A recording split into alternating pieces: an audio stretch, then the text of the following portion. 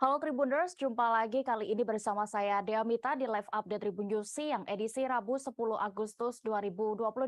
Dan seperti biasa kami akan menyajikan informasi teraktual dan menarik untuk Anda bersama sejumlah reporter kami di lapangan. Inilah Live Update selengkapnya. Kita menuju kabar pertama Tribuners, Kapolri Jenderal Listio Sigit Prabowo sebelumnya kemarin telah memastikan Irjen Verdi Sambo ditetapkan sebagai tersangka baru kasus penembakan Brigadir J. Verdi Sambo masih ditempatkan di ruang khusus Markas Komando Brigade Mobile atau Makobrimob di Cimanggis, Depok, Jawa Barat. Dan hari ini Rabu 10 Agustus 2022 terpantau dua kendaraan taktis atau rantis berjenis Barakuda masih bersiaga di depan Makobrimob. Saat ini kami sudah terhubung dengan rekan Naufa Lanten yang ada di sana akan melaporkan selengkapnya terkait situasi terkini. Silakan rekan. Ya, baik dia dan juga Tribuners. Saat ini saya berada di depan markas Brigade Mobile atau Brimob di Cimanggis, Depok, Jawa Barat. Dan saat ini waktu menunjukkan sekira pukul 12.32 siang ini.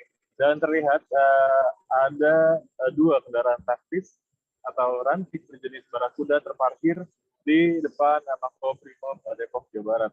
Selain itu, ada pula kendaraan roda 2 berjenis motor trail juga yang disiagakan dan terparkir di samping kendaraan Barakuda tersebut, yakni setidaknya berjumlah 6 jumlah motor.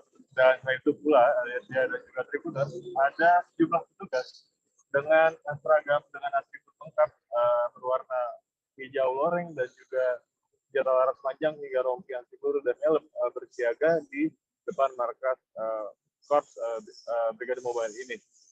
Seperti diketahui, dia dan juga Tribuners, Irjen Pol Verdi Sambo menjadi tersangka baru dalam kasus pembunuhan Brigadir Nofriansyah Yosua Huta Barat atau Brigadir J yang ditetapkan langsung oleh Kapolri Jenderal Listio Sigit pada masa malam kemarin.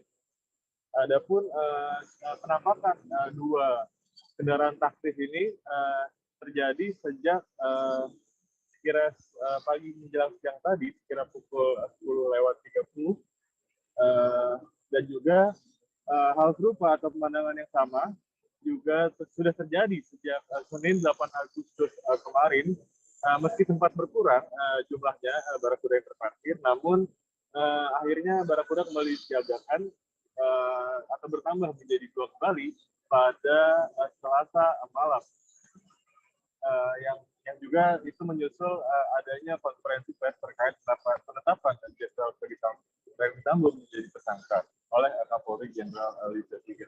Selain itu, dia dan juga Tribuners, Kadif Humas Polri Irjen Pol Dodi Prasetyo mengungkapkan selain Verdi Sambo, ada dua perwira tinggi lainnya yang ditempatkan di Makobrimob, yakni adalah Brigjen Hendra Kurniawan dan juga Brigjen Ali. Itu dikonfirmasi oleh Kadif Humas Polri Irjen Pol Dodi Prasetyo pada Selasa kemarin. Dengan ditetapkannya Verdi Sambo sebagai tersangka, maka jumlah tersangka kasus kematian Brigadir J saat ini berjumlah 4 orang, yang disampaikan langsung juga oleh Kapolri Jenderal Listio Sigit Prabowo pada konferensi pers kemarin. Namun dia dan juga Tribuners, awak media sempat mengkonfirmasi terkait adanya atau informasi atau beredar terkait kunjungan yang dilakukan oleh istri Irjen Verdi Sambo atau Putri Chandrawati kepada kuasa hukum. Namun sejak Senin kemarin hingga saat ini awak media belum bisa mendapat informasi lebih lanjut kapankah kira-kiranya istri Verdi Sambo Putri Chandrawati ini akan mengunjungi Makobrimob di Depok, Jawa Barat. Demikian dia dan juga Tribuners. Baik, terima kasih rekan Naufa Lanten melaporkan langsung dari Makobrimob. Selamat bertugas kembali. Masih seputar kabar yang sama Tribuners, FS alias Irjen Verdi Sambo melengkapi daftar tersangka kasus tewasnya Brigadir Yosua Huta Barat atau Brigadir J di rumah dinasnya. Pasca ditetapkannya Irjen Sambo sebagai tersangka pembunuhan, sang istri yakni Putri Chandrawati dikabarkan masih berada di rumah pribadinya. Untuk laporan selengkapnya terkait kondisi di sana dan juga bagaimana terkait Putri Chandrawati, kami sudah terhubung dengan rekan Anas Furkon Hakim, reporter Tribun Jakarta. Silakan dengan laporan Anda. Ya, baik Dea dan Tribuners. Diketahui bahwa pada Selasa kemarin tim khusus Polri melakukan penggeledahan di rumah pribadi mantan Kadif Propam Polri Irjen Verdi Sambo. Rumah pribadi itu berlokasi di Jalan Saguling 3, Kompleks Pertambangan Pancoran, Jakarta Selatan. Berdasarkan pantauan, penggeledahan dilakukan sejak pukul 15:25 waktu Indonesia Barat. Penggeledahan itu berlangsung selama sekitar 9 jam hingga pukul 00:58. Usai penggeledahan tersebut, kuasa hukum Verdi Sambo dan Putri Candrawati kemudian memberikan pernyataan pers kepada awak media, termasuk tentang keberadaan Putri Candrawati, istri Verdi Sambo. Ia menjelaskan bahwa Putri Candrawati masih berada di rumah pribadinya tersebut. Ia juga memastikan Putri Candrawati berada di rumah tersebut bersama anak-anaknya. Namun kuasa hukum Putri Candrawati yaitu Arman Hanis mengatakan bahwa kliennya tidak ikut menyaksikan jalannya proses penggeledahan. Menurut Arman Hanis, Putri Candrawati memilih untuk beristirahat di rumah. Menurutnya hal itu dilakukan karena yang dilakukan tim sus Polri adalah penggeledahan, bukan pemeriksaan. Sementara itu, dalam penggeledahan tersebut, tim khusus Polri pada Rabu dini hari membawa keluar satu box kontainer berwarna putih dengan tutup berwarna biru yang diduga berisi barang bukti. Namun tidak dijelaskan secara pasti apa isi dari barang bukti tersebut. Dia dan Tribuners diketahui bersama bahwa Polri telah menetapkan 4 orang tersangka dalam kasus kematian atau penembakan Brigadir Yosua Huta Barat alias Brigadir J. Keempatnya yaitu Irjen Verdi Sambo, kemudian Brigadir RR, kemudian Baradae, dan juga seorang berinisial KM. Verdi Sambo sendiri dijerat dengan pasal 340 KUHP, subsidiar 338 KUHP tentang pembunuhan berencana. Pasal itu juga berlaku kepada Brigadir RR dan KM. Sementara Baradae dijerat tentang terkait pasal 338 tentang pembunuhan. Begitu dia. Baik, Tribuners, berikut kami tampilkan hasil wawancara rekan Anas bersama tim kuasa hukum Putri Candrawati, Arman Hanis selengkapnya. 1. Atas perkembangan situasi, khususnya penjelasan yang disampaikan oleh pihak kepolisian terkait penetapan tersangka kepada saudara kami, FS, kami tim kuasa hukum menghormati penetapan tersebut dan akan segera fokus pada proses hukum selanjutnya. Tim kuasa hukum akan tetap memastikan hak-hak dan kepatuhan klien kami dalam mengikuti seluruh proses penyidikan sehingga persidangan berlangsung. Atas penjelasan dan konstruksi kasus yang disampaikan Bapak Kapolri, tim kuasa hukum meyakini bahwa apapun yang diperbuat oleh klien kami tentunya pasti ada motif yang sangat kuat. Namun kami tim kuasa hukum percaya bahwa klien kami adalah kepala keluarga yang bertanggung jawab dalam menjaga dan melindungi marwah serta kehormatan keluarganya. Terkait dengan dugaan tindak pidana kekerasan seksual yang dialami oleh klien kami Ibu PC, kesaksian Ibu PC telah sepenuhnya disampaikan secara konsisten dan dicatat dalam Kuasa hukum Irjen Verdi Sambo yakni Arman Hanis menghormati penetapan tersangka terhadap kliennya atas kasus kematian Brigadir Yosua Huta Barat alias Brigadir J. Terkait status tersangka, Arman menyebut ada motif yang sangat kuat dari apapun yang dilakukan Sambo sebagai kepala keluarga yang disebutnya bertanggung jawab. Untuk informasi lebih detailnya terkait pernyataan ini kami sudah terhubung dengan wartawan Warta Kota, ada rekan Ramadan Elgi, silakan dengan informasi Anda. Ya, dapat saya informasikan bahwa kuasa hukum Putri Chandrawati sekaligus Irjen Pol Verdi Sambo, Arman Hanis, buka suara soal penetapan tersangka terhadap Verdi Sambo atas kasus penembakan terhadap Brigadir J. Arman menyatakan pihaknya menghormati penetapan tersangka tersebut, namun akan tetap melakukan upaya hukum ke depannya seperti itu.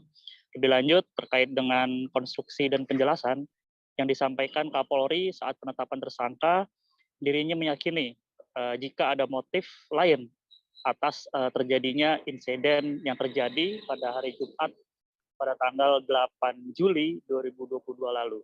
Bahkan kata dia, motif tersebut sangat kuat terkait dengan kasus pembunuhan yang dialami oleh Brigadir J seperti itu.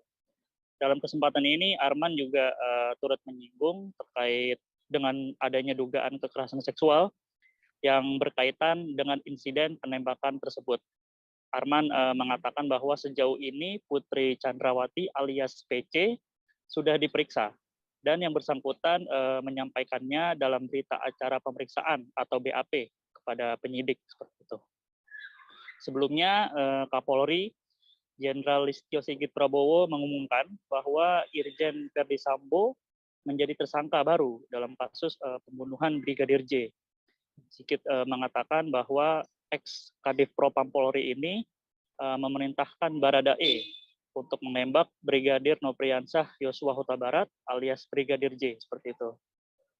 Di sisi lain, Listio juga memastikan bahwa kasus ini bukanlah tembak-menembak seperti yang diungkapkan sejak awal kasus ini diungkap seperti itu.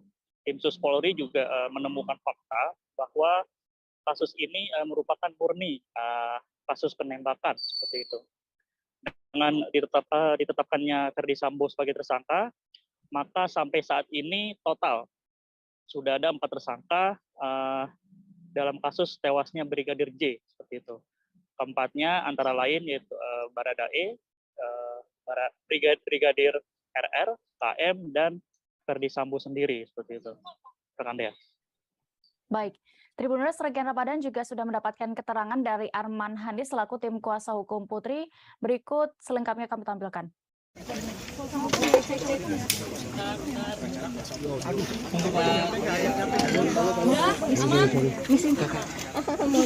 Iya. Rokok. Saya sampaikan terima kasih kepada rekan-rekan media yang sudah hadir hari ini. Saya akan menyampaikan beberapa perkembangan untuk dapat diterima oleh seluruh masyarakat. Satu, atas perkembangan situasi khususnya penjelasan yang disampaikan oleh pihak kepolisian terkait penetapan tersangka kepada saudara kami FS, kami tim kuasa hukum menghormati penetapan tersebut dan akan segera fokus pada proses hukum selanjutnya. Tim kuasa hukum akan tetap memastikan hak-hak hukum dan kepatuhan klien kami dalam mengikuti seluruh proses penyidikan sehingga persidangan berlangsung. Atas penjelasan dan konstruksi kasus yang disampaikan Bapak Kapolri, tim kuasa hukum meyakini bahwa apapun yang diperbuat oleh klien kami tentunya pasti ada motif yang sangat kuat. Namun kami tim kuasa hukum percaya bahwa klien kami adalah kepala keluarga yang bertanggung jawab dalam menjaga dan melindungi marwah serta kehormatan keluarga. Kita beralih ke informasi berikutnya, Tribuners. Gerakan Buruh Bersama Rakyat atau Gebrak melakukan aksi di gedung DPR Senayan, Jakarta Pusat pada hari ini Rabu 10 Agustus 2022. Ribuan pengunjuk rasa terdiri dari berbagai unsur seperti aliansi buruh hingga mahasiswa. Terkait tentang apa demonstrasi ini, kami sudah terhubung dengan rekan Fandi Permana, reporter dari Tribun News. Silakan dengan laporan Anda di sana. Baik, selamat siang Tribuners dan juga Dea di studio. Melaporkan langsung dari depan gedung DPR RI Senayan, Jakarta Pusat. Hari ini dilaksanakan aksi demonstrasi oleh ribuan buruh yang tergabung dalam Gebrak dan juga sejumlah aliansi massa ataupun buruh di seluruh Indonesia. Aksi ini sudah dimulai sejak pukul 12 tadi saat koordinator aksi dari Gebrak tiba di depan gerbang gedung DPR, diikuti dengan ribuan massa dari berbagai aliansi buruh dari kawasan Jabodetabek dan juga luar Jakarta. Dan tadi juga kami sempat melaporkan kedatangan dari ratusan massa buruh dari Bandung, Jawa Barat yang datang ke gedung DPR RI Jakarta dengan melakukan walk ataupun jalan kaki. Massa dari Bandung itu langsung disambut oleh aliansi buruh yang sudah tiba di Senayan dan diberi ruang untuk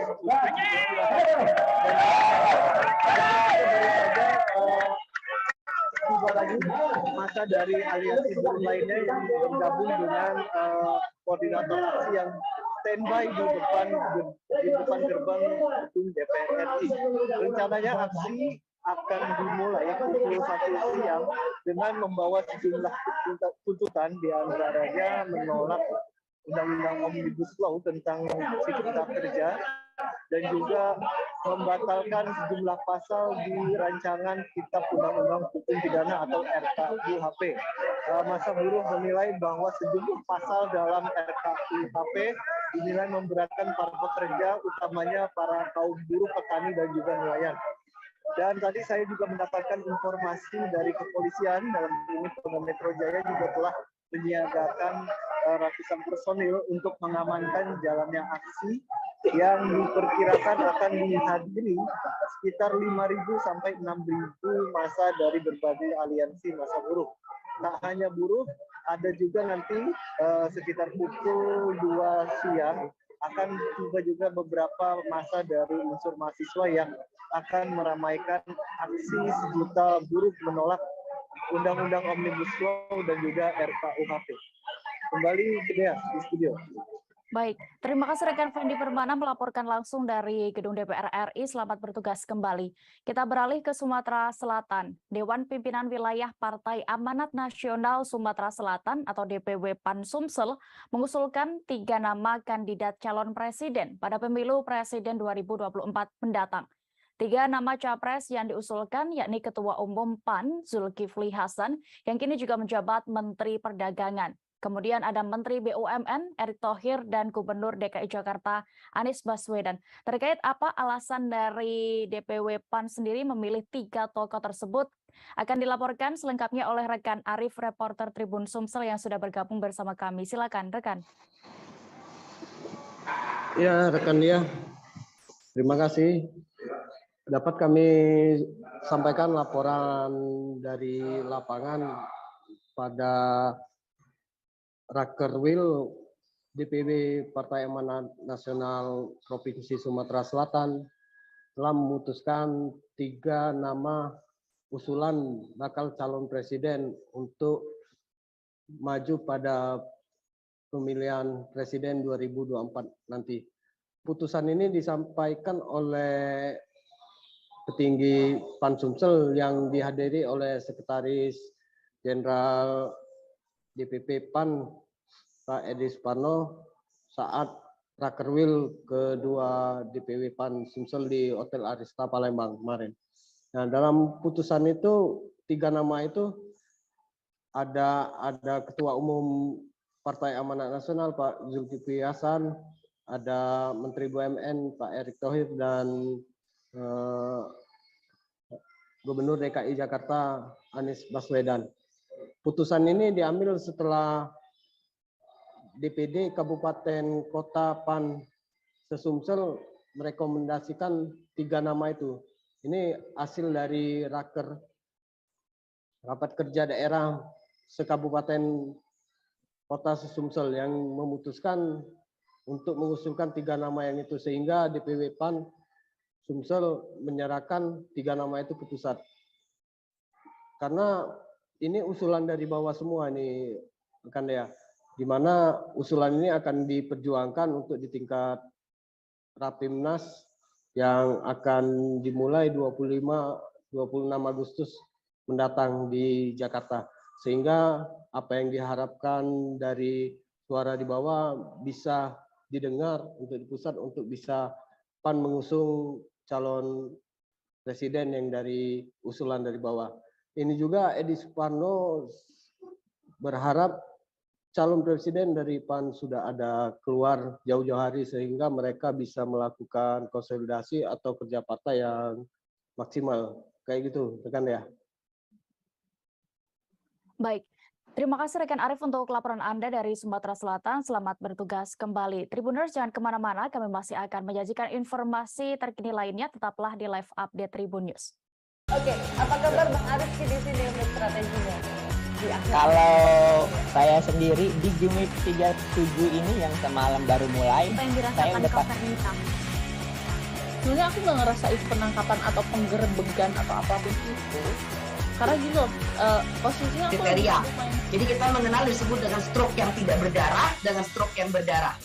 Stroke yang tidak berdarah itu biasanya ditandai dengan adanya penyumbatan. Kalau itu penyumbatan di sini mungkin pikirnya tidak ke situ kali ya. Tapi kalau di Korea atau di Kamboja itu ada beberapa paper yang saya itu Mas, ya, dulunya tukang koran.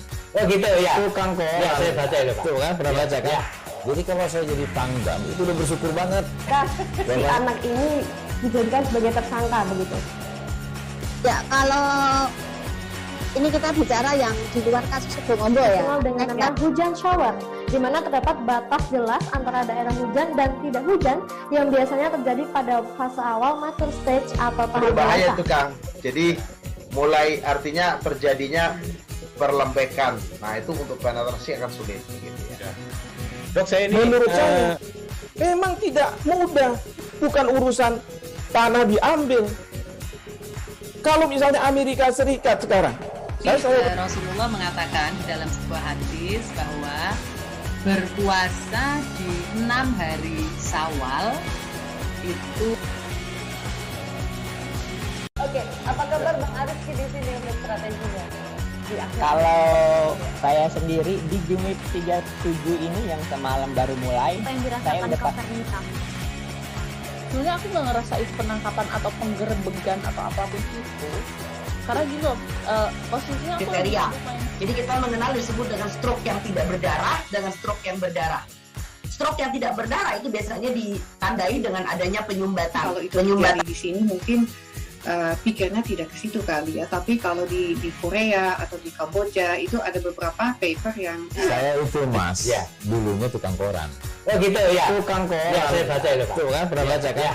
Jadi kalau saya jadi Pangdam itu udah bersyukur banget. Si anak ini dijadikan sebagai tersangka begitu.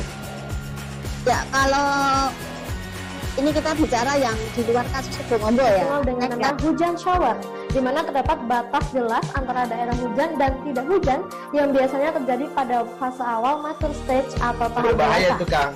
Jadi mulai artinya terjadinya perlembekan. Nah itu untuk penetrasi akan sulit. Gitu ya. Dok, saya ini menurut saya memang tidak mudah, bukan urusan tanah diambil. Kalau misalnya Amerika Serikat sekarang, Rasulullah mengatakan dalam sebuah hadis bahwa berpuasa di 6 hari Syawal itu.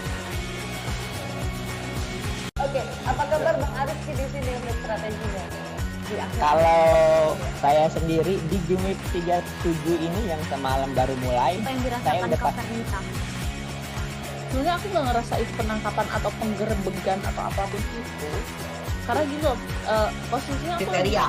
Jadi kita mengenal disebut dengan stroke yang tidak berdarah dengan stroke Kembali di live update, kita menuju informasi selanjutnya. Tribuners, aksi unjuk rasa para pengungsi asal Afghanistan di depan kantor imigrasi Batam, Kepulauan Riau berakhir ricuh. Kericuhan terjadi antara pengungsi dengan warga di sekitar ruas jalan yang menjadi lokasi aksi. Pemicunya, warga lokal tidak terima para demonstran Afghanistan tersebut mengibarkan 4 bendera asing saat unjuk rasa. Terkait ini, kami sudah terhubung dengan rekan Roma Ulisyantori, reporter Tribun Batam yang akan memberikan informasinya. Silakan rekan. Baik, terima kasih rekan Dea di studio. Sejumlah aksi pengungsi Afghanistan terpaksa harus dibubarkan oleh kalangan pemuda Kota Batam. Hal ini dikarenakan aksi rutinitas yang dilakukan mereka kali ini, mereka mengibarkan bendera asing di depan kantor imigrasi khusus TPI kelas 1 khusus TPI Batam. Nah, adapun bendera yang dikibarkan ada 4 bendera asing, diantaranya bendera Amerika, bendera Kanada, Australia, dan New Zealand, di mana bendera negara ini merupakan negara yang diharapkan mereka menjadi negara ketiga bagi mereka. Nah, dalam aksi ini mereka juga sama menginginkan agar mereka segera dikirimkan kembali oleh UNHCR ke negara ketiga. Namun hingga saat ini sudah sampai belasan tahun di Kota Batam atau di negara singgahan ini, mereka belum juga dikirimkan ke negara ketiga. Nah, aksi ini harus dibubar paksa oleh pemuda setempat. Sempat adanya terjadi bentrok antara pemuda dengan pengungsi lantaran awalnya pengungsi tidak mau menurunkan atau melipat kembali bendera yang sudah dikibarkan mereka, sehingga memicu kemarahan dari pemuda Kota Batam. Nah, namun tidak berlangsung lama, mereka langsung melipat bendera negara asing tersebut. Nah, adapun keberatan oleh pemuda Kota Batam yaitu mengibarkan bendera negara asing di saat bulan kemerdekaan Indonesia, yaitu bulan Agustus, di mana saat itu juga tidak ada para pengungsi Afghanistan juga tidak mengibarkan bendera Indonesia.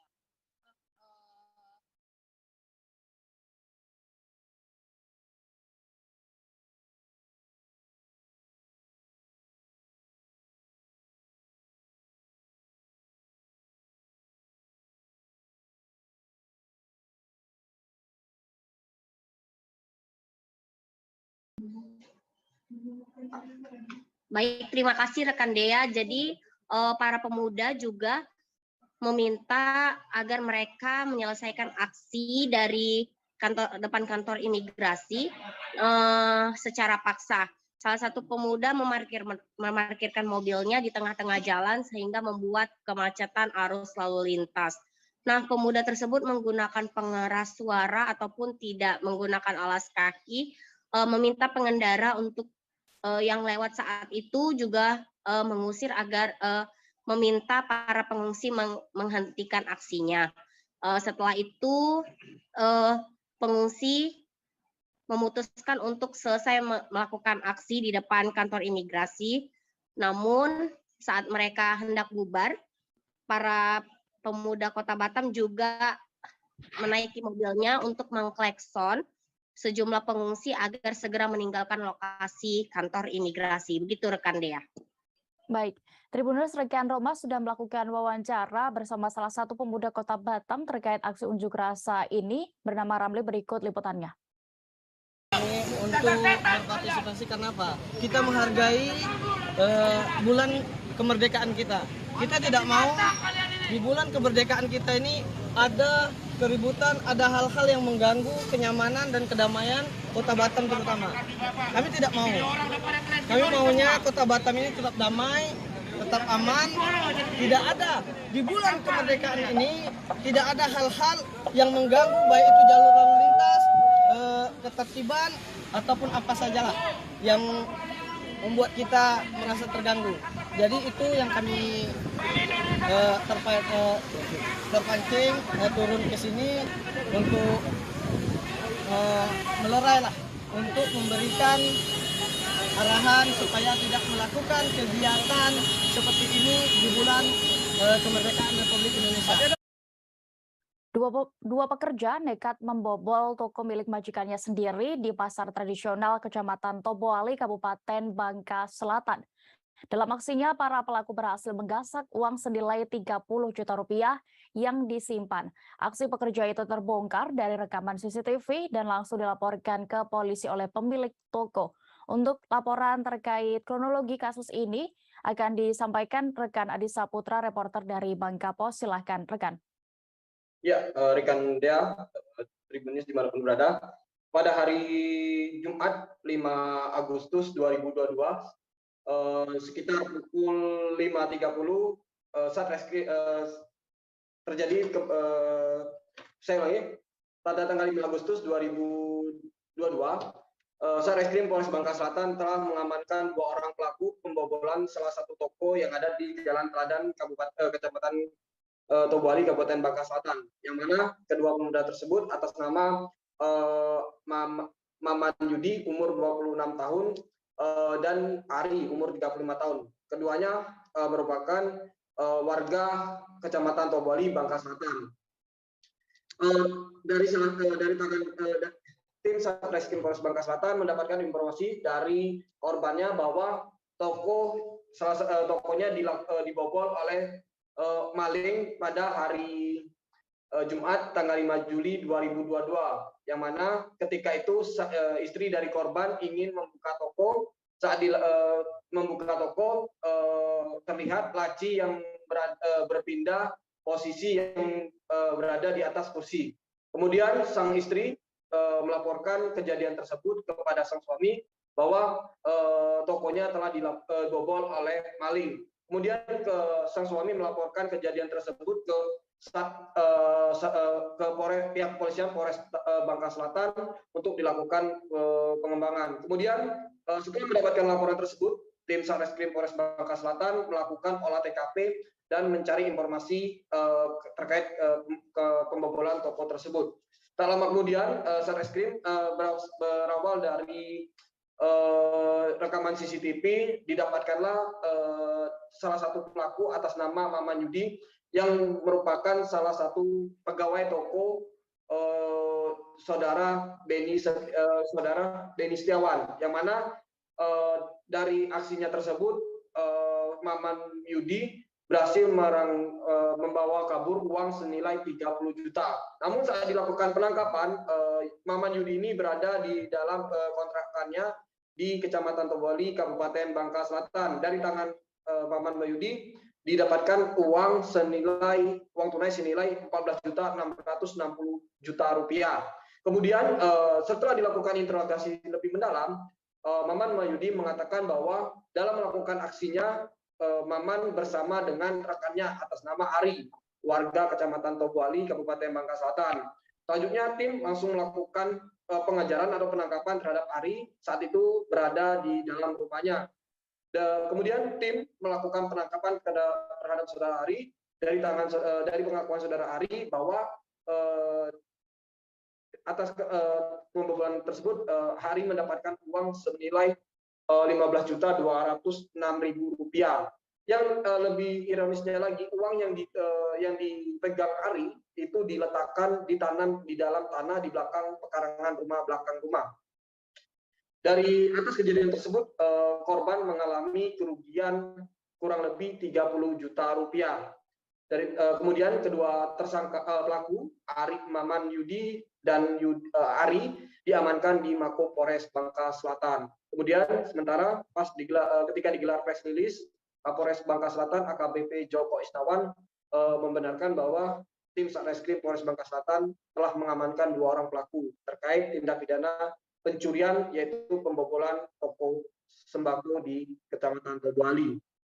Untuk keduanya saat ini, kedua pelaku sudah diamankan di Mako Polres Bangka Selatan untuk mempertanggungjawabkan perbuatannya. Untuk pasal yang dikenakan 363, ancaman hukuman kurang lebih 5 tahun. Mungkin seperti itu, saudara. Ya. Baik, berikut Tribuners kami tampilkan keterangan dari Kapolres Bangka Selatan AKBP Joko Isnawan terkait kasus ini selengkapnya.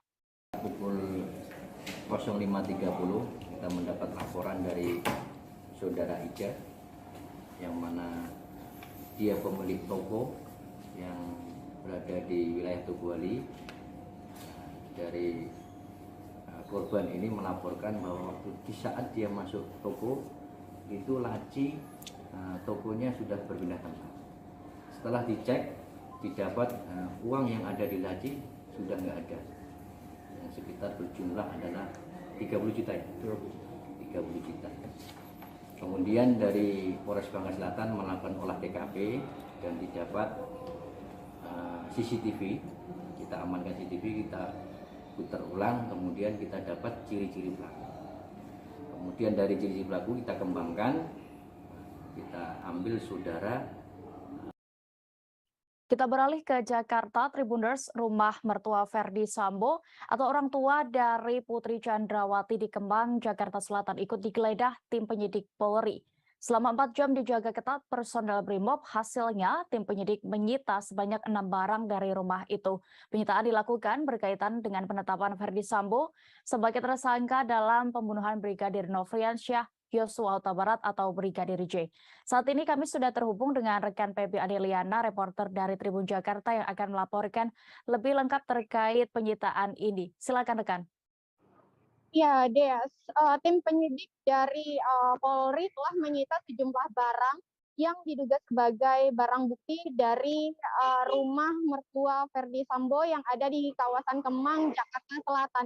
Sebelumnya kediaman sang mertua tersebut dilaporkan sebagai salah satu kediaman dari Ferdi Sambo. Namun pihak kuasa hukum memastikan bahwa rumah tersebut merupakan milik dari sang mertua alias orang tua dari istri Ferdi Sambo, yakni Putri Chandrawati.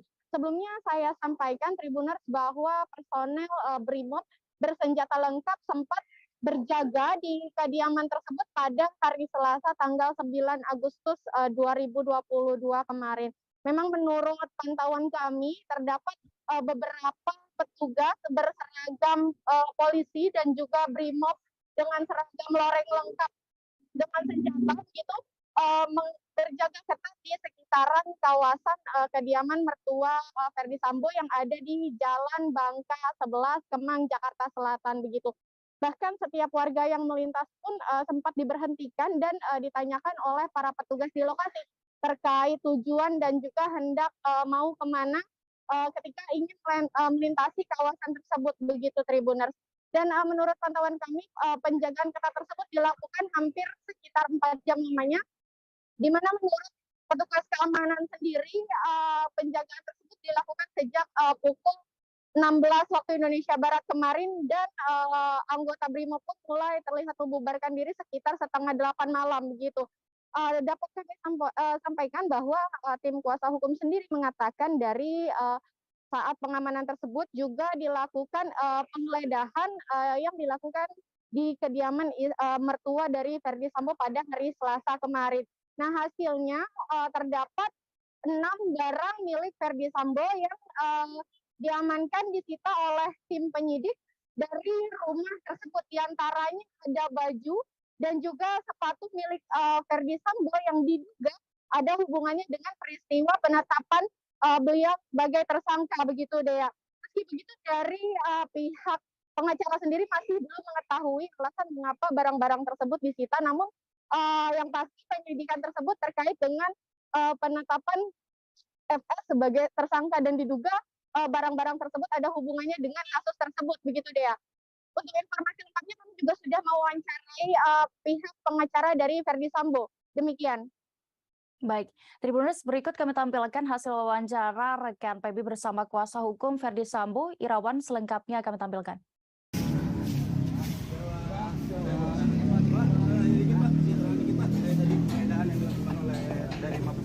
Ya, apa aja yang dilakukan di dalam? Jadi ada proses penggeledahan dan tentunya dilanjutkan dengan proses penyitaan yang dilakukan oleh penyidik. Ya, ini prosedur standar lah untuk proses pengungkapan suatu kasus.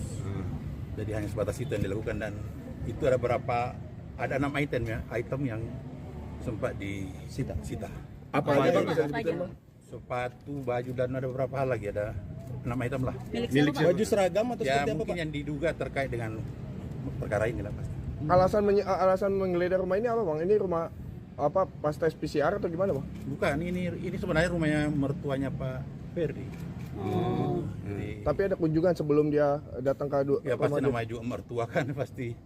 Ada beberapa dia mungkin berkunjung ke sini sebagainya, dan memang yang diduga terkait dengan peristiwa yang ada tentu penyidik melakukan pengembangan lah gitu ya. Bang, tadi kan disebutkan sepatu dan pakaian yang disita Bang. Apakah itu pakaian yang digunakan pada saat peristiwa penembakan atau seperti apa Bang? Bukan, nggak tahu juga apa kaitannya dengan perkara ini. Milik Pak Ferdi lah. Milik Pak Ferdi semua ya Pak? Iya. Ada yang punya ibu?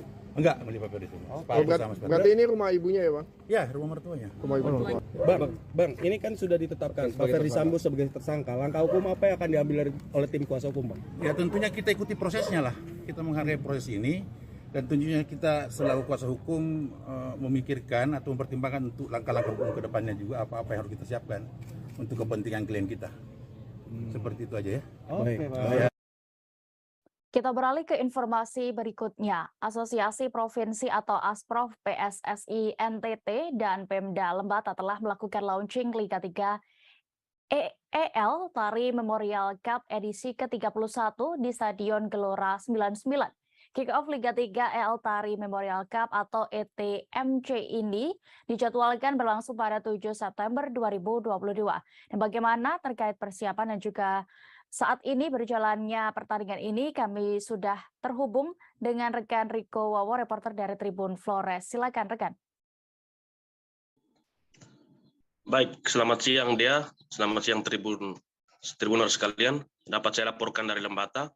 Saat ini panitia dan pemerintah Kabupaten Lembata sementara mempersiapkan diri untuk menjadi tuan rumah perhelatan kompetisi sepak bola Liga 3 EL Tari Memorial Cup yang akan dilaksanakan pada tanggal 7 September 2022 mendatang. Pemerintah sudah melakukan launching beberapa hari yang lalu, dan sampai saat ini berbagai persiapan masih sementara dilakukan, dan salah satu kekurangannya itu adalah kekurangan kekurangan fasilitas lampu penerangan lapangan yang saat ini belum ada di Stadion Utama Gelora 99 Kabupaten Lembata. Pemerintah sudah menyiapkan 2 lapangan pendukung, yaitu lapangan Lamaura dan lapangan Polres Lembata. Dan di venue utama, di Stadion Utama, sampai saat ini pemerintah masih kesulitan untuk mengadakan lampu penerangan atau lampu lapangan. Sehingga pemerintah pun meminta bantuan dari ASPROF PSSI Provinsi NTT untuk membantu mengadakan lampu penerangan jalan tersebut. Dan Ketua ASPROF PSSI sendiri, Chris Mbuik, dalam lawatannya ke Kabupaten Lembata 2 hari yang lalu, juga belum bisa memastikan apakah bisa mengadakan lampu penerangan lapangan tersebut, karena dia masih melakukan komunikasi, koordinasi dengan Kementerian PUPR melalui gubernur dan wakil gubernur. Dan dia sendiri berharap supaya komunikasi ini berjalan dengan baik dan pihak Kementerian PUPR bisa segera mengirim lampu penerangan lapangan sehingga pertandingan Liga 3 ini bisa dilaksanakan pada malam hari seperti 2 edisi sebelumnya, 2 edisi Liga 3 ETMC yang dilakukan di Kabupaten ND dan juga di Kabupaten Malaka beberapa tahun yang lalu. Nah, pejabat Bupati Lembata dan juga Ketua ASPROF sampai saat ini masih melakukan komunikasi dengan Gubernur dan Wakil Gubernur agar perhelatan kompetisi Liga 3 bisa dilaksanakan pada malam hari. Jadi nanti ada pertandingan sore dan ada pertandingan malam. Demikian dapat saya laporkan, Dea. Sekian dan terima kasih. Terima kasih rekan Riko, dan berikut Tribuners kami tampilkan keterangan dari Ketua ASPROF PSSI NTT Chris Mbuik terkait ini selengkapnya. Tuhan Yang Maha Esa dan restu leluhur lewatan lewau. Pada hari ini, Senin 8 Agustus 2022, dengan ini secara resmi saya meluncurkan penyelenggaraan turnamen kompetisi Liga 3 EL Tari Memorial Cup ke-31 tahun 2022 di Kabupaten Lembata, Provinsi Nusa Tenggara Timur. Saya mengajak dan mendorong partisipasi seluruh pihak untuk mendukung dan menyukseskan penyelenggaraan turnamen ini. Dari Tanah Lembata, Bumi Ikan Paus, untuk NTT Bangkit. Semoga Tuhan dan leluhur Dewa Tanah Leu Au selalu menyertai kita. Sekian.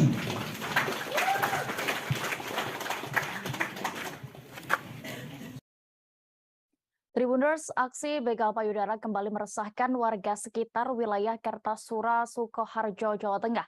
Polres Sukoharjo bergerak cepat dan akhirnya berhasil menangkap seorang pelaku yang beraksi di wilayah hukumnya. Terkait modus dan juga laporan lengkap lainnya, kami sudah terhubung bersama rekan Erlangga Bimba Sakti, reporter dari Tribun Solo yang akan melaporkan selengkapnya. Silakan, rekan. Ya, terima kasih rekan Dea. Selamat siang. Tribuners, bisa saya laporkan untuk kasus begal payudara yang terjadi di wilayah Sukoharjo, tepatnya di Kertasura. Itu tepatnya terjadi di Jalan Adi Sumarmo yang berada di Dusun Tegal Salilor, Desa Tegal Sari. Kejadiannya pada Senin, tanggal 8 kemarin. Jadi untuk pelaku ini bernama EP, masih muda, 23 tahun, yang merupakan warga Pasar Kliwon, Solo. Dan aksinya itu dilakukan siang hari. Jadi saat itu pelaku itu melihat korban yang berjalan dengan temannya sepulang sekolah. Jadi ketika itu dengan motornya dia kemudian mendekati korban dan modusnya bertanya alamat. Nah, ketika sudah dijawab oleh korban, si pelaku ini kemudian langsung melakukan aksinya, yakni melecehkan salah satu korban. Jadi ada dua korban saat itu yang dilecehkan salah satu. Kemudian saat itu korban langsung shock dan menangis. Nah, sembari itu korban juga sempat membuka penutup wajah yang dikenakan oleh pelaku dan menarik jaket. Nah, karena saat itu tidak berhasil, pelaku sempat melarikan diri, namun akhirnya sekitar 10 meter ada saksi atau warga sekitar yang melihat aksi itu kemudian menangkapnya. Nah, jadi yang awal menangkap itu dari warga, pertamanya diamankan oleh warga sekitar. Nah, saat diamankan itu pelaku juga menutup plat motor dengan lakban. Jadi plat nomor depan dan belakang itu lakban. Saat itu kemudian korban melaporkan ke polisi dan akhirnya untuk pelaku dapat diamankan oleh Polres dan saat ini masih dilakukan penyidikan. Untuk pelaku disangkakan pencabulan terhadap anak di bawah umur. Sekian yang bisa saya laporkan. Baik, terima kasih rekan Erlangga Beba untuk laporan Anda. Selamat bertugas kembali. Kita beralih ke informasi berikutnya. Satu unit mobil Daihatsu Sigra jatuh dan tenggelam di sungai saat hendak menyeberang menggunakan alat penyeberangan pincara. Peristiwa ini terjadi di sungai Desa Lausu, Kecamatan Bondoala, Konawe, Sulawesi Tenggara. Mobil tersebut kini telah ditemukan kurang lebih 200 meter dari lokasi tenggelamnya. Untuk kronologi kejadian akan dilaporkan rekan Armanto Sepu, reporter dari Tribun News Ultra yang sudah bergabung bersama kami di sana. Silakan rekan Arman.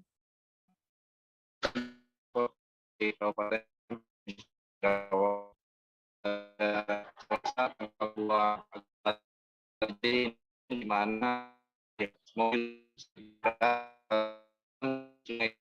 di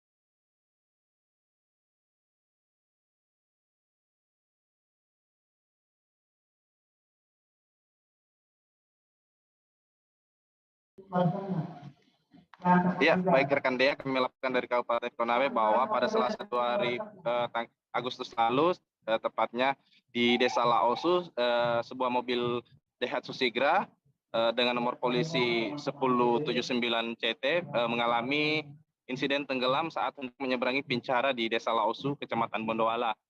Insiden tersebut terjadi sekitar pukul 23 waktu Indonesia Tengah, di mana mobil tersebut dikemudikan oleh wanita berinisial PL.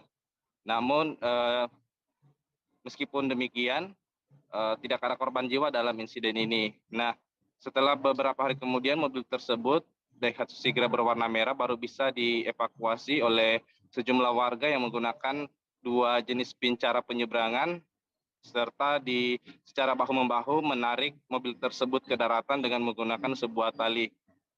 Dengan ditemukannya mobil ini, maka operasi pencarian mobil tersebut juga ditutup oleh petugas dan warga. Selain itu, kami informasikan juga bahwa ada masyarakat setempat melakukan ritual suku Tolaki untuk menolak bala, hingga dengan harapan insiden yang seperti ini tidak terulang lagi di masa yang akan datang. Demikian rekan Dea, kami melaporkan dari Kabupaten Konawe, Provinsi Sulawesi Tenggara.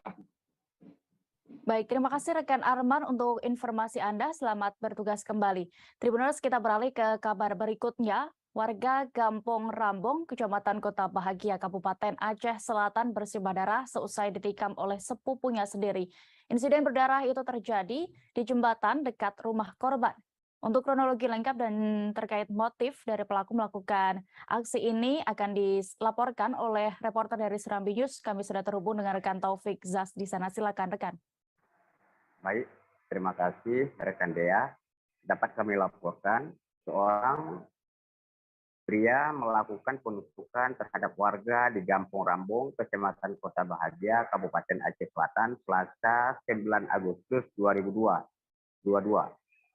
Pelaku berinisial ZA, usia 45 tahun tersebut, melakukan aksi penusukan terhadap Jasmatoni, 41 tahun, yang masih sepupu dan sama-sama tercatat sebagai warga Gampong Rambong, Kecamatan setempat.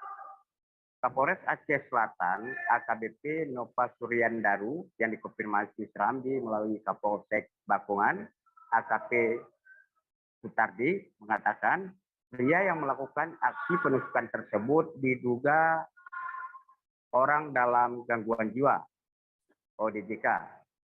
Menurutnya kronologi kejadian sekira pukul 11 WIB, Jasmatoni yang sedang berada di depan warung pinggir jalan Gampong Rambong tiba-tiba didatangi pelaku dan langsung melakukan penusukan menggunakan pisau sejenis belati ke arah bagian perut, paha kiri, dan kanan. Sebelumnya, lanjut AKP Sudardi, pada hari Senin, tanggal 8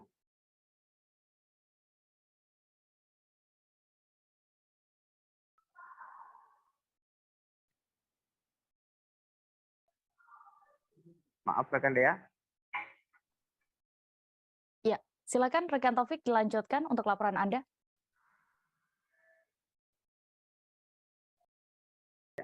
Oke. Maaf rekan Dea. Sebelumnya lanjut AKP Sudardi pada hari Senin tanggal 8 Agustus sekira pukul 8.30 WIB, pelaku juga telah melakukan perusakan terhadap ban mobil Avanza korban bagian kanan depan dan belakang milik korban serta merusak mesin kompresor milik korban.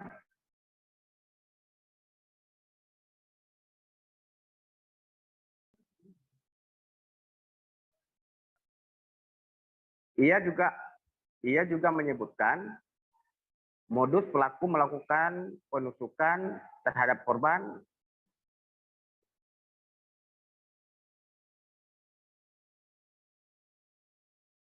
Halo, rekan Taufik. Ya rekan Dea. Iya. Jaringan terputus. Ia juga menyebutkan modus pelaku melakukan penusukan terhadap korban karena menganggap korban telah mengguna-guna atau menyantet pelaku, sedangkan antara pelaku dan korban masih ada hubungan keluarga. Selanjutnya, untuk menghindari amukan massa, pelaku dibawa ke Polres Aceh Selatan dari Polsek Bakungan. Demikian rekan Dea. Baik, terima kasih rekan Taufik Zat untuk laporan Anda dari Aceh. Selamat bertugas kembali. Kita beralih ke Jawa Timur, Tribuners. Seorang gadis di bawah umur asal Kecamatan Batu Putih, Kabupaten Sumeneb, Madura menjadi korban ruda paksa.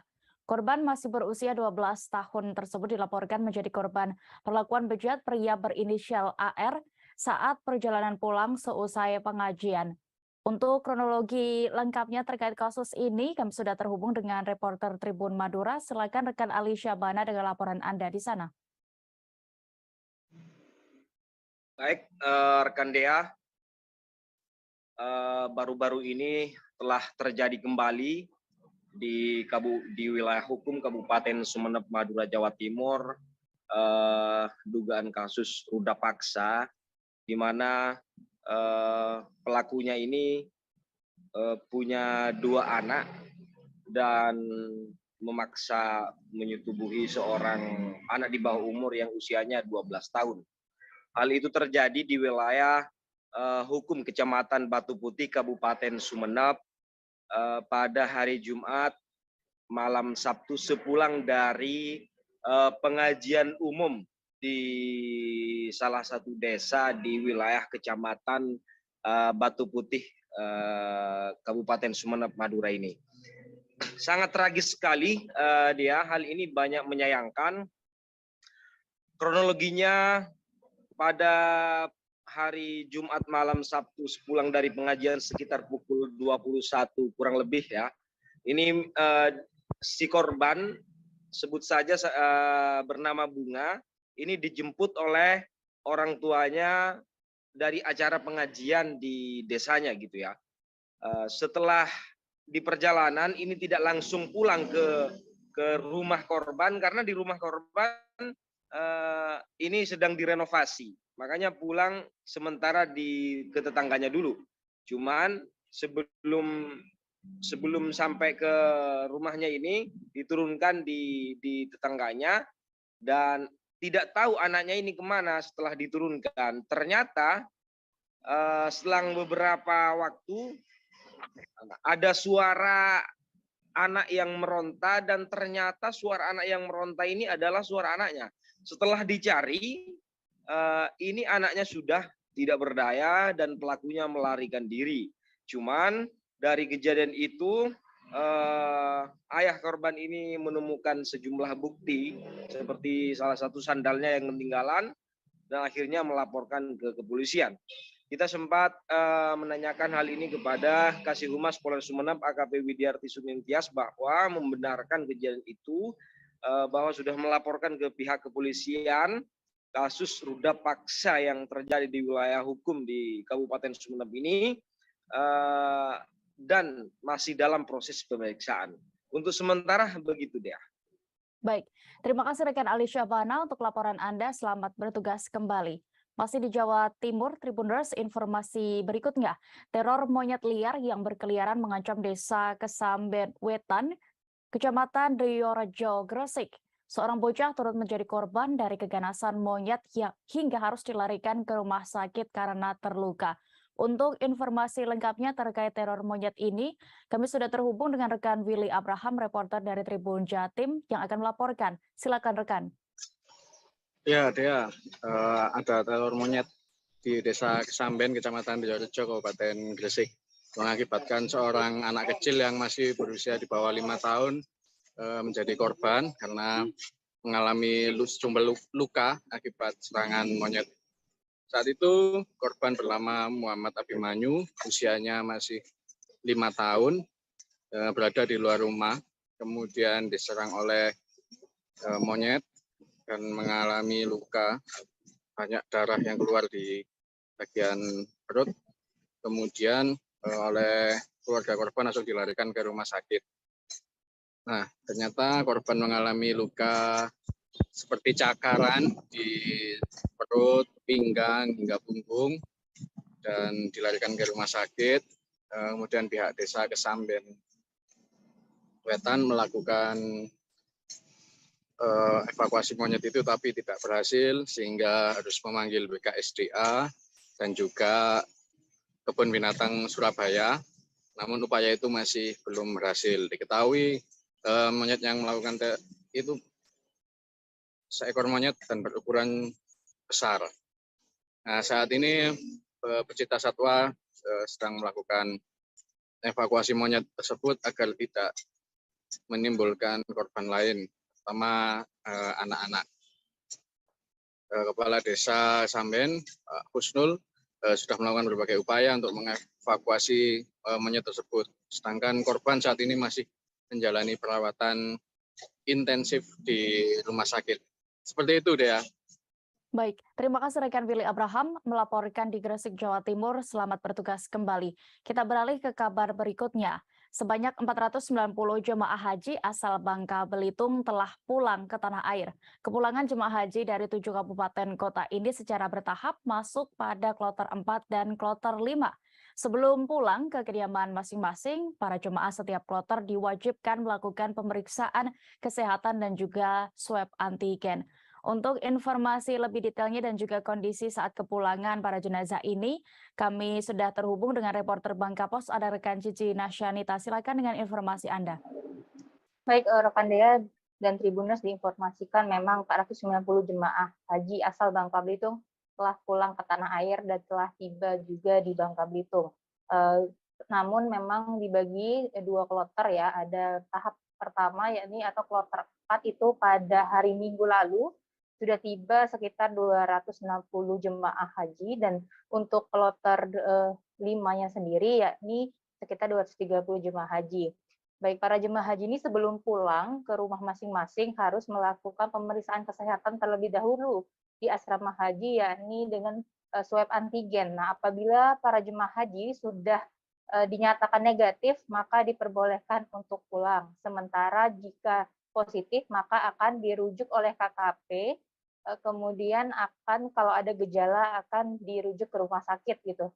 Namun untuk hasil pemeriksaan dari 490-an jemaah ini rata-rata semuanya itu negatif, jadi nggak bisa langsung pulang ke rumah masing-masing. Dan juga kita melihat di lokasi kemarin antusias dan juga respon dari para penjemput juga banyak tangis haru yang ada di lokasi. Kemudian juga diinformasikan ada 1 jemaah haji yang meninggal dunia, yakni yang berasal dari kota Pangkal Pinang. Jemaah haji itu dikebumikan di Madinah, dan untuk itu juga informasi lebih lanjutnya, beliau berusia 64 tahun, memang ada riwayat jantung, namun sebenarnya tidak sakit pada saat melaksanakan ibadah haji. Namun pada akhir sudah menyelesaikan seluruh rangkaian ibadah haji, beliau kelelahan dan meninggal dunia. Seperti itu rekan Dea. Baik, terima kasih rekan Cici Nasya untuk laporan Anda di Bangka Belitung. Selamat bertugas kembali. Kita menuju informasi berikutnya, Tribuners. Aliansi Pemuda dan Masyarakat Peduli Malinau mendatangi kantor DPRD Kaltara dan membawa 2 galon air yang berisikan air sungai yang diduga telah tercemar limbah batubara. Sejumlah masyarakat bahkan Kades Longloreh, Minalawai menyuarakan agar pihak Dinas Lingkungan Hidup atau DLH Kaltara meminum dan mandi dari air yang dibawa jika tak yakin dengan adanya pencemaran sungai. Untuk informasi lengkapnya terkait demonstrasi ini akan dilaporkan rekan Maulana Ilhami Faudi. Silakan rekan.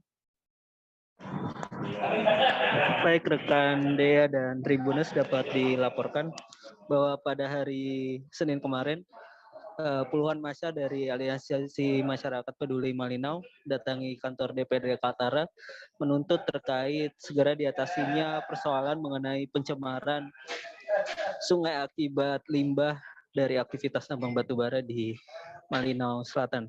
Mereka juga membawa sejumlah sampel air yang diduga telah tercemar akibat aktivitas limbah dari batubara tersebut. Dan kami kemarin sempat mengonfirmasi hal ini kepada pihak Dinas Lingkungan Hidup atau DLH Kaltara. Kepala DLH Kaltara Hamsi mengatakan bahwa pihaknya memang sudah melakukan pengujian sampel terhadap sejumlah lokasi yang diduga tercemar limbah dari batubara tersebut, dan dari hasil pengujian sampel tersebut menunjukkan bahwa apa yang ditudingkan oleh masyarakat atau aliansi sebelumnya itu tidak tepat begitu, karena memang berdasarkan hasil pengujian sampel menunjukkan bahwa lokasi-lokasi yang awalnya disangkakan sebagai lokasi tercemar air sungai, berdasarkan hasil pengujian yang dilakukan oleh pihak DLH Kaltara menunjukkan bahwa air sungai tersebut tidak tercemar. Di antaranya terlihat dari kondisi zat asam air atau nilai pH yang masih di ambang batas, hingga mengenai tingkat kekeruhan air yang masih di bawah taraf normal. Saat ini pihak DLH Kaltara mengaku juga terbuka atas segala aspirasi atau masukan yang disampaikan oleh masyarakat. Namun dirinya juga berharap penyampaian atau laporan atau aduan terkait adanya pencemaran lingkungan hidup seperti pencemaran air sungai itu disampaikan melalui kanal-kanal resmi seperti ke DLH Kaltara, dan juga disertai dengan bukti yang kuat dan juga disertai dengan penanggung jawab pembuat laporan, sehingga nantinya laporan-laporan ini dapat ditindaklanjuti dan dipertanggungjawabkan begitu.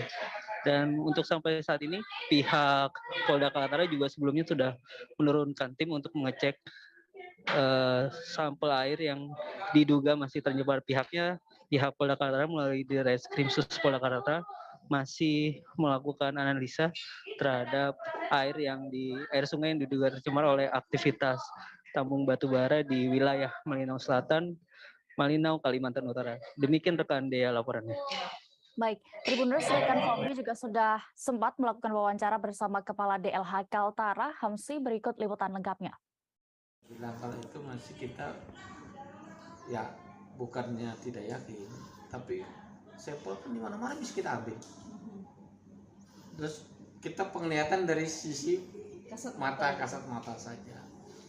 Ya, jadi kalau kasat mata saja mau di mana saja kita bisa ambil sampel itu. Apa langsung saya percaya? Belum tentu, karena kita harus makanya langsung ke lapangannya, di mana tempatnya. Nah, gitu. Jadi yang kedua, orang mengambil sampel itu harus punya sertifikat, nggak sembarangan itu kan. Mau menilai ini tercemar atau tidak, ya, masa kita dengan waktu panjang gitu aja terus kita ngambil di mana-mana, itu bisa. Pak, kemarin pengecekan air itu di Sungai. Revitalisasi Pasar Induk Among Tani di Kota Batu, Jawa Timur terus dikebut 294 pekerja yang terlibat. Rencananya pasar ini akan dilengkapi dengan ruang laktasi, toilet disabilitas, hingga area untuk anak-anak muda. Dan terkait progres pembangunan atau revitalisasi pasar ini, Tribuners, akan dilaporkan rekan Beni Indo, reporter dari Surya Malang. Silakan rekan. Ya, dari Kota Batu secara langsung bahwa progres pembangunan pasar Induk Among Tani saat ini sudah mencapai 26%. Ini adalah salah satu proyek nasional dan pembiayaan juga berasal dari APBN nasional dengan nilai pagu sejumlah 200 miliar. Sejauh ini sudah mencapai 26% dan mungkin pada hari ini sudah lebih dari 60%. Proyek manajer PT Kasmito selaku kontraktor Joko Suwarno mengatakan bahwa progres pada sektor 1 sudah hampir selesai dan saat ini masih akan dilakukan pemasangan pipa air. Dan pantauan saya di lokasi tadi sejumlah pekerja sudah mengerjakan pemasangan pipa air ini. Kemudian pada atap zona 3 juga akan dikerjakan dalam waktu dekat, dan sedangkan zona 4 sedang mengerjakan bentuk rangka atap.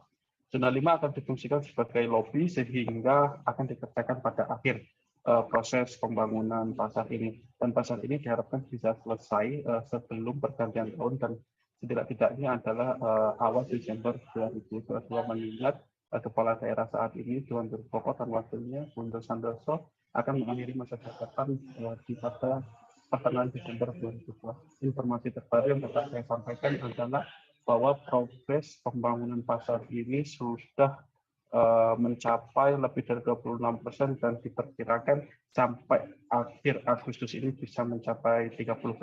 Demikian dia laporan dari Kota Batu.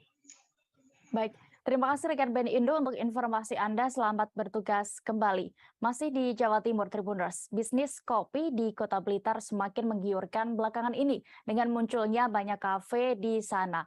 Peluang itu pun ditangkap oleh warga Kelurahan Pakunden, Kecamatan Sukorejo dengan membuka usaha toko kopi dan berhasil meraup omset hingga 80 juta rupiah per bulannya. Seperti apa terkait bisnis ini? Sudah ada rekan kami Samsul Hadi, reporter dari Surya yang akan menginformasikan. Silakan rekan. Ya, baik, selamat siang Dea.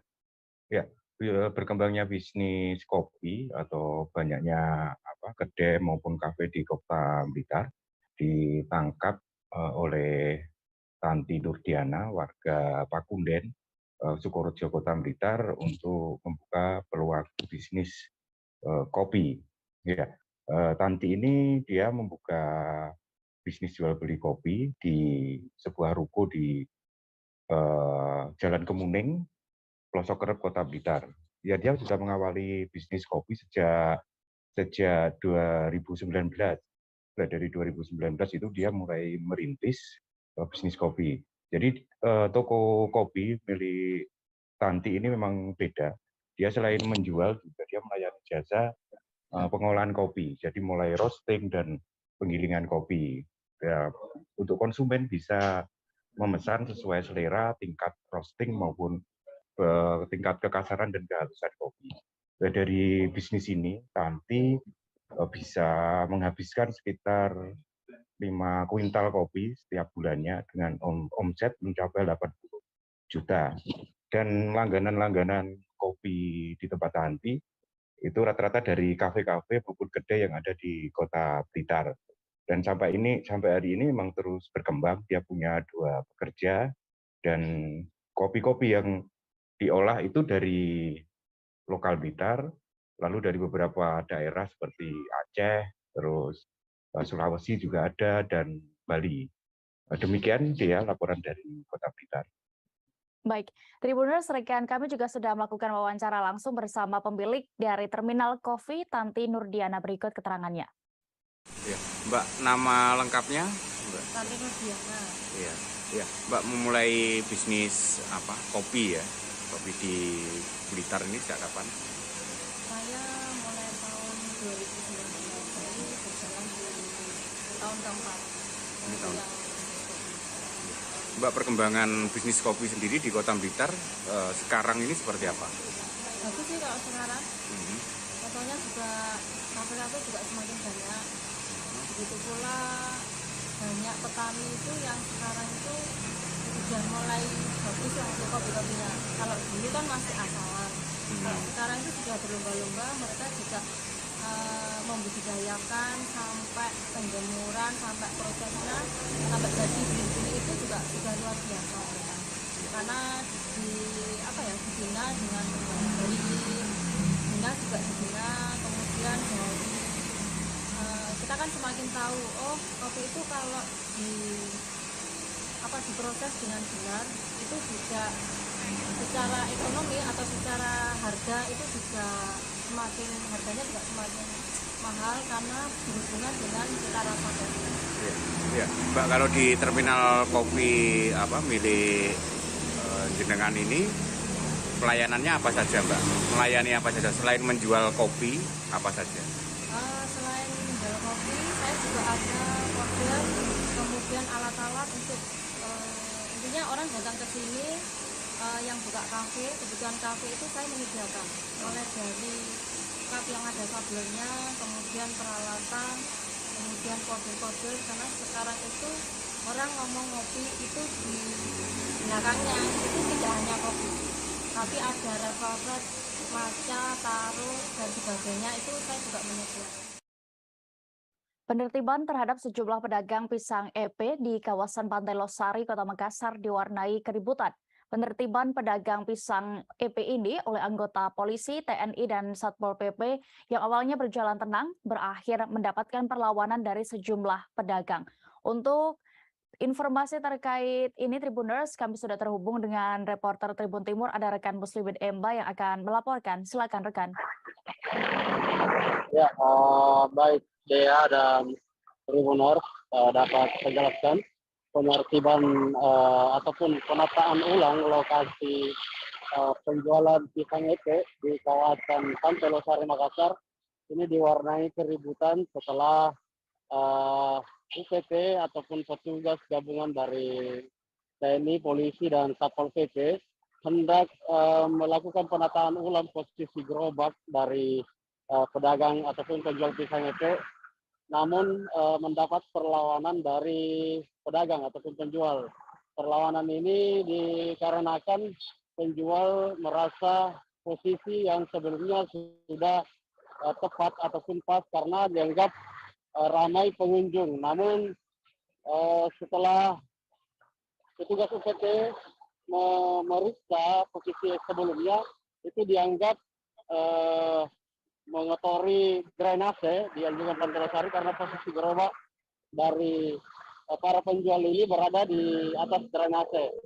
Jadi penolakan ini terjadi karena adanya semacam miskomunikasi juga antara petugas dengan pedagang yang kemudian berujung pada keributan.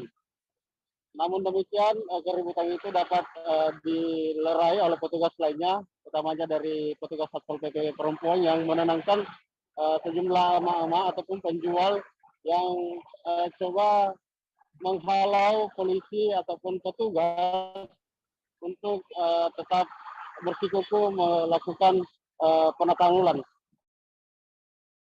Namun demikian, setelah dimediasi, akhirnya ada kesepakatan dari pihak pedagang dengan UPT untuk sama-sama membicarakan solusi selanjutnya.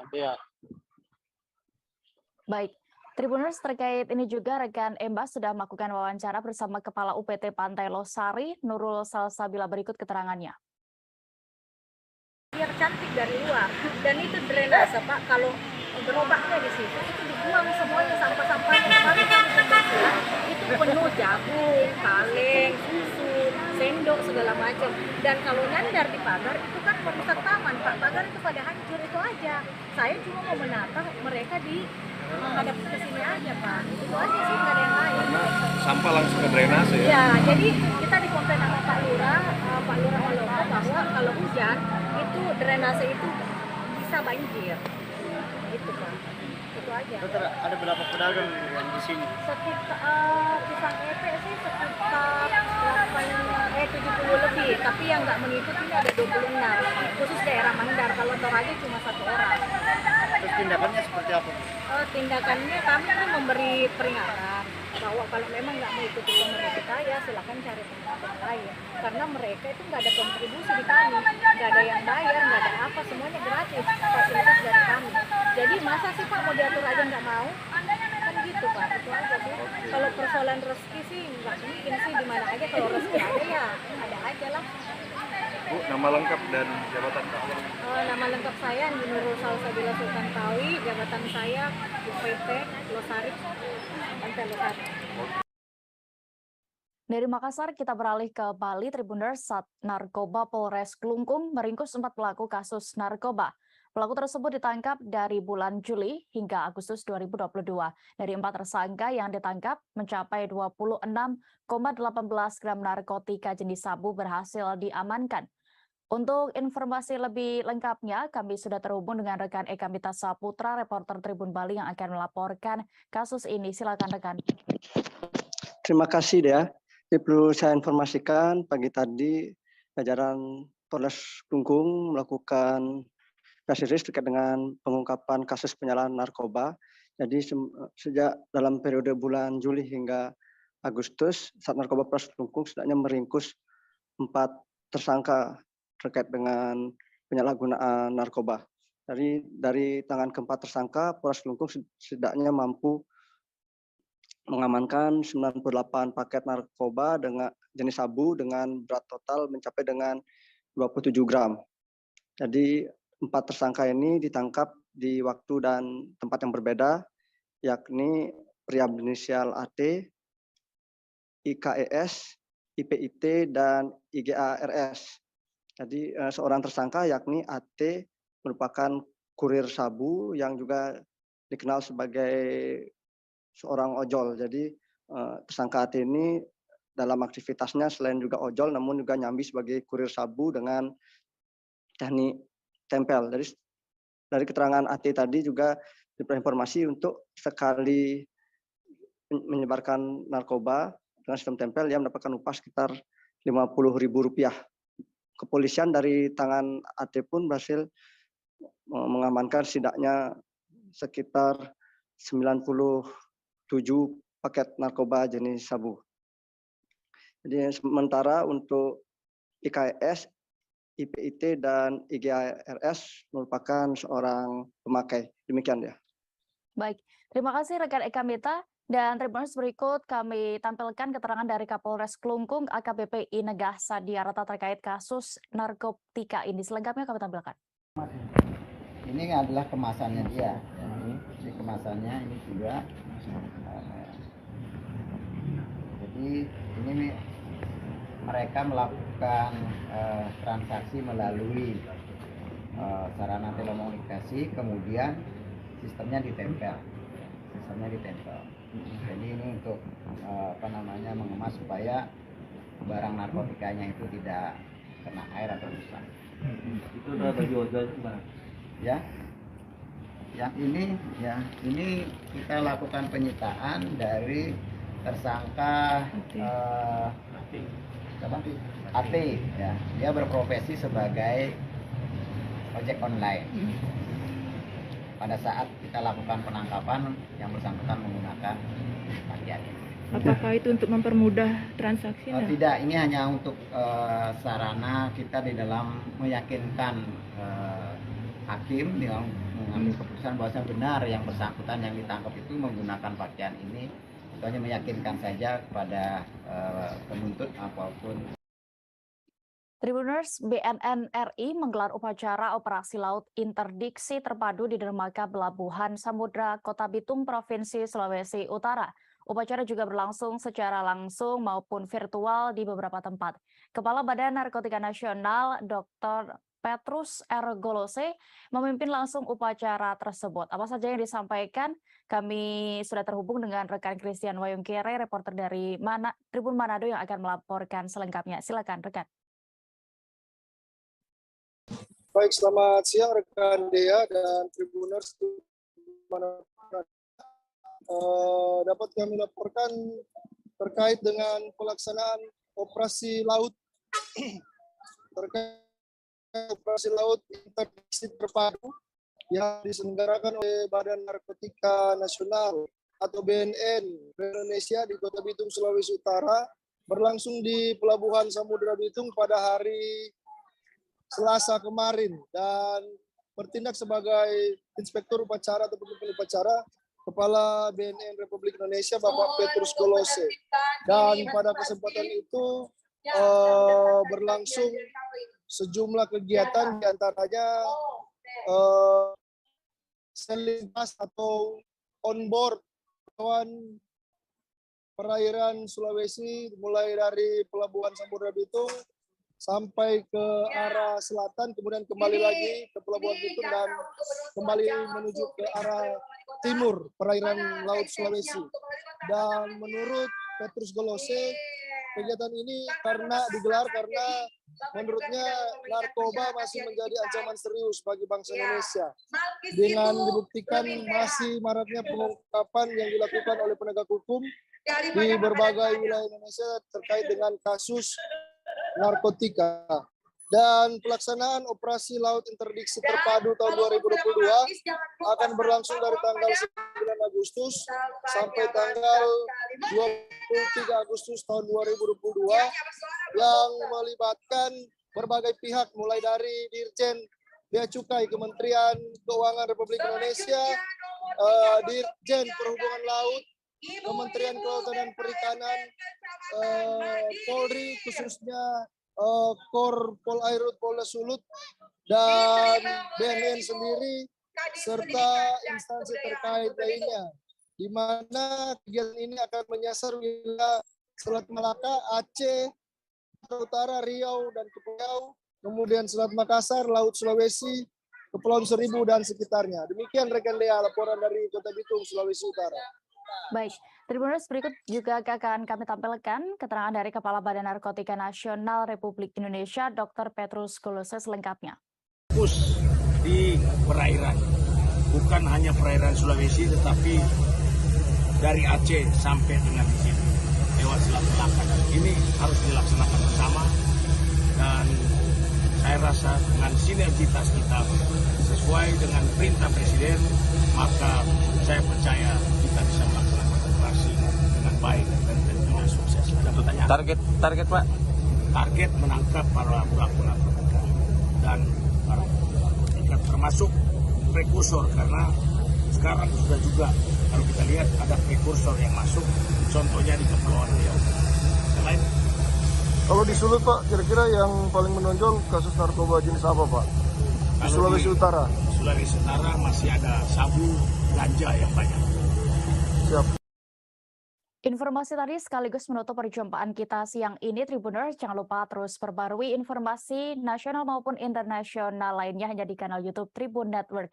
Saya Diamita mewakili kru yang bertugas pamit. Terima kasih dan sampai jumpa.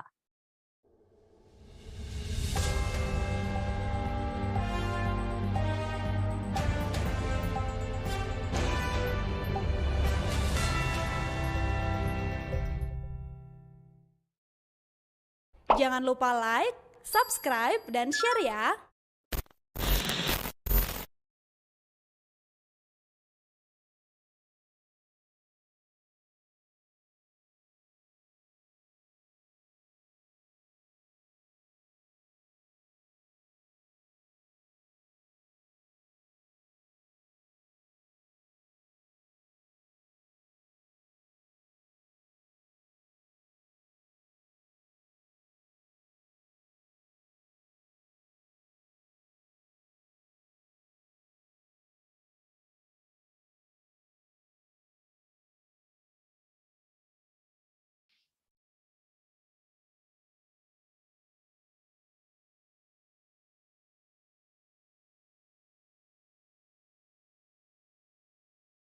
Baik, Bismillahirrahmanirrahim. Assalamualaikum warahmatullahi wabarakatuh. Selamat sore dan salam sejahtera untuk kita semua. Yang terhormat Bapak Dr. Muhammad Suhardi MPD, selaku founder P4I. Yang kami hormati Bapak Randi Pratama Murtikusuma MPD, selaku Direktur P4I. Yang kami hormati Bapak Klikyan Pradana SPDGR MM, selaku narasumber pada sore hari ini, dan yang kami hormati Bapak Ibu peserta workshop nasional implementasi kurikulum Merdeka. Kami ucapkan selamat datang dan selamat bergabung kembali di Zoom meeting pada hari ini, di mana dengan kegiatan kita yaitu implementasi kurikulum Merdeka, di mana dalam kegiatan workshop nasional yang diselenggarakan oleh Guru Inovatif Indonesia. Perlu Bapak Ibu ketahui sekali lagi bahwasanya workshop nasional ini adalah workshop yang diselenggarakan oleh Guru Inovatif Indonesia yang diselenggarakan setiap awal bulan Bapak Ibu.